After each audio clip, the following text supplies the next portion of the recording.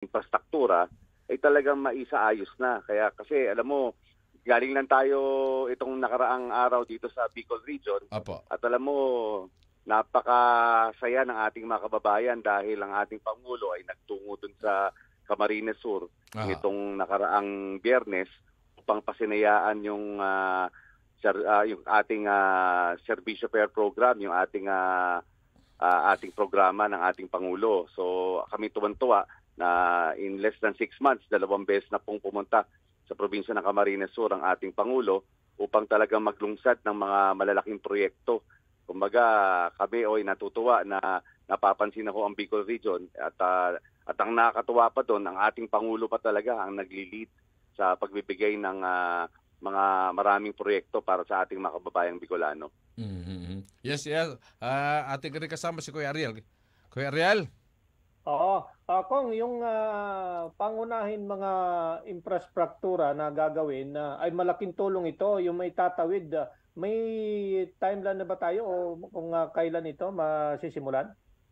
Alam mo, Ariel, ang biggest hurdle natin dyan sa problema natin doon sa ating Bicol Express project, yung natali tayo doon sa China sa China Exim Bank. Kaya nga, isusuwestiyon natin sa ating Department of Transportation na i-terminate na nila yung kanilang contract dyan sa China Exim Bank para makapagbukas na tayo ng oportunidad upang magkaroon tayo ng PPP program doon sa ating mga kapartners tulad ng Japan at South Korea. Kasi kung sa kanila natin ibibigay yung proyektong yan, mas mapapadali natin yung pagpapasinaya doon sa ating mga proyekto na magbibigay ng mas mabilis na pagkilos para doon sa pagpapabilis itong Bicol Express project natin. Aha. Ayun. Alam naman nating congressman na marami tayong mga mismong kababayan, mga Bicolano na talagang lumuluwas lagi ng Maynila, di ba? Maraming ganyan mga mismong estudyante, mga mismong nagtatrabaho. Kapag ito ay nagkaroon na ng katuparan, malaking ginhawa kasi minsan maraming disgrasya minsan nangyayari sa mga bus Hindi naman lahat pero usually minsan kapag mahaba biyahe, dun minsan kakaroon ng maraming disgrasya minsan Totoo yan kasi alam mo yung biyahe kung ikikwento lang natin sa ating mga kababayan na nakikinig ngayon, yung nangyayaring biyahe kasi papuntang Bicol, talagang napakahirap po. Mga 10 to 12 hours po yan pagka ikaw ay nasa bus na ang daming stopover niyan. At saka yung traffic lang po doon sa bandang Quezon area, talagang nakakapagod din. At kung matutuloy itong ating Bicol Express project, talagang yung biyahe baka umikli ng 3-4 na oras na lang para sa ating mga kababayan. At kung medyo high-speed rail pa yung gagamitin natin na parang yung sa Japan na bullet train, siguro mga 1-2 oras nandiyan na tayo sa Bicol. Kaya ito'y napakalaking oportunidad para sa ating mga kababayan. Kasi alam mo, Ariel, Glenn, yung Bicol Express project, hindi lang yan rail project Iyon yung parang simbolo ng katuparan sa pangarap ng ating mga kababayan dyan sa Bicol na kumbaga na parang napag-iwanan ng panahon na dapat naman siguro bigyan na rin ng pansin yung ating mga kababayan dyan. Kasi pag nadala natin ang oportunidad, nadala natin yung komersyo dyan sa area ng Bicol, magkakaroon tayo ng mas maayos na kabuhayan para sa ating mga kababayan. Kasi mayroon niyang ripple effect pagdating sa ekonomiya yung industriya natin sisigla, magkakaroon tayo ng oportunidad at kung makikita mo yung Bicol region, napakalaki ng oportunidad na pwede nating ibigay sa ating mga kababayan, lalo-lalo na sa issue ng agrikultura, komersyo at iba pang mga bagay. Pati yung mga educational opportunities, pwede na rin natin gamitin kasi alam mo marami ring mga kababayan tayo dyan sa Bicol region na talagang napakagaling po pagdating sa education sector. Kailangan talaga ng suporta. At isa sa magandang support sa kanila, yung transportasyon.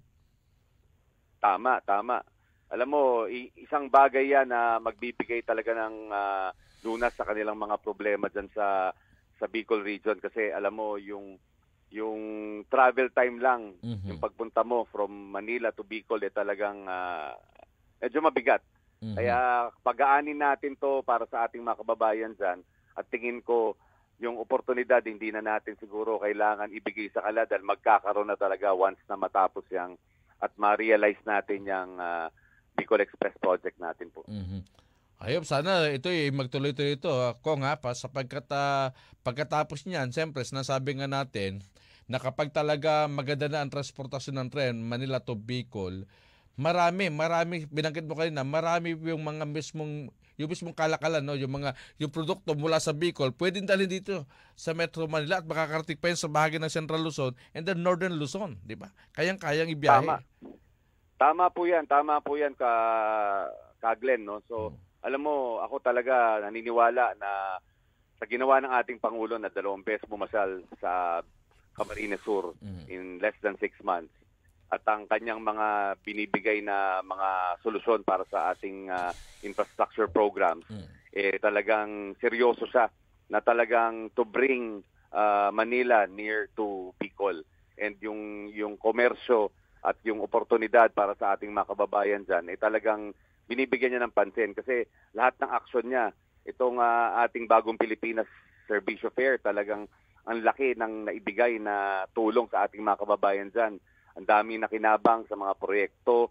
Kasi ang ginawa natin dyan sa Bagong Pilipinas Servicio Fair, Glenn, Ariel, ang ginawa nila dyan, hindi lang yung mga pagbibigay ng ayuda sa ating mga kababayan, pati yung mga DFA, dinala niya ho doon, yung mga passports, yung NBI, yung lahat ng klase ng mga clearances na kailangan ng ating mga kababayan para mapabilis yung pagpapaprocess ng mga dokumento nila, naibigay niya dyan sa National Servicio Fair.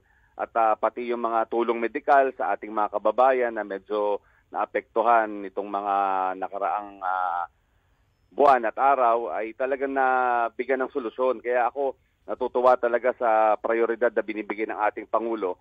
At habang nasa mapa ng ating plano ng Pangulo ang Bicol Region, minabuti ko na rin kausapin ng ating mga opisyal sa DOTR. Nandun ho sa event na yon si Secretary Bautista. Kaya minabuti ko na sabi ko, Sec, panahon naman siguro na bigyan nyo na rin ng pansin ng Bicol. At sabi niya, siya naman po yung nag-assure na talagang in the next few years, talagang bibigyan na ho ng prioridad ng Pangulo ang itong Bicol Express project po natin. Yes, At saka yung NEDA, sir, ano? Yung NEDA, Kong, aprobado na ng NEDA. Opo, aprobado na po ng NEDA. According to Secretary Balisacan, itong EO mag-encourage talaga ng whole government approach doon sa pagdidirect sa ating national government agencies.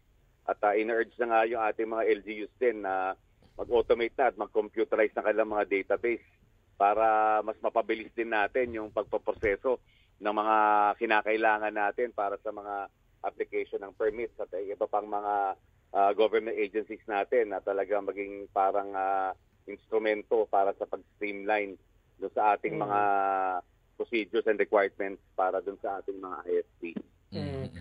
Kung Kuya Glenn, ang congressman ng Samar o itong Purpi, si Congressman Marcelino Libanan ay mayroon ding proposal ng tulay. Magdudugtong ata naman ito yung Bicol to Samar. Totoo ba? Mayroon bang ganon na Kong? Meron din ho kaming project na ongoing ngayon dun sa Quezon Bicol Expressway. So bukod dun sa ating Bicol Express project na railways, meron din pong ongoing na Quezon Bicol project. So na expressway na talaga magka-cut short din ng ating biyahe sa ating mga kababayan na gustong makita ang Bicol region. At alam mo, napakaraming magagandang lugar dyan sa ating area ng Bicol. Kaya talagang